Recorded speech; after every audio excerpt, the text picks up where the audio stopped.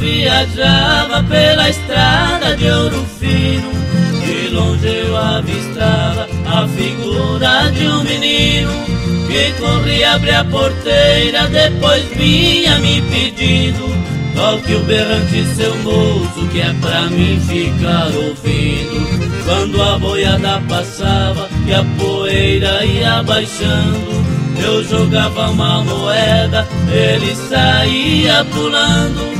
Obrigado, boiadeiro, que Deus vai lhe acompanhando.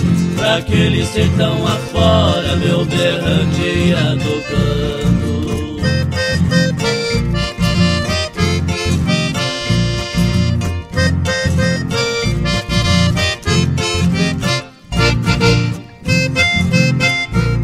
No caminho desta vida, muito espinho encontrei, mas nenhum calor mais fundo do que isto que eu passei. Na minha viagem de volta, qualquer coisa eu cismei, vendo a porteira fechada e o menino não avistei.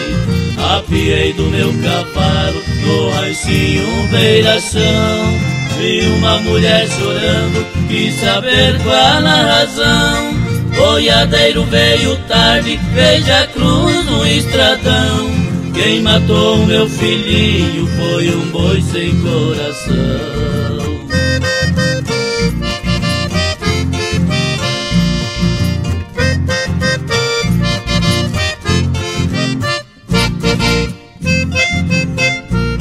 Lá pras bandas de Ouro Fino, levando gado selvagem, quando passo na porteira, até vejo a sua imagem.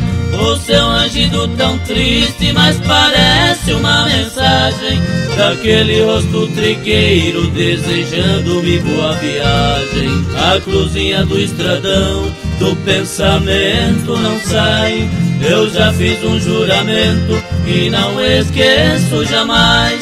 Nem que o meu gado estoure, que eu preciso ir atrás deste pedaço de chão, berrante não corro mais.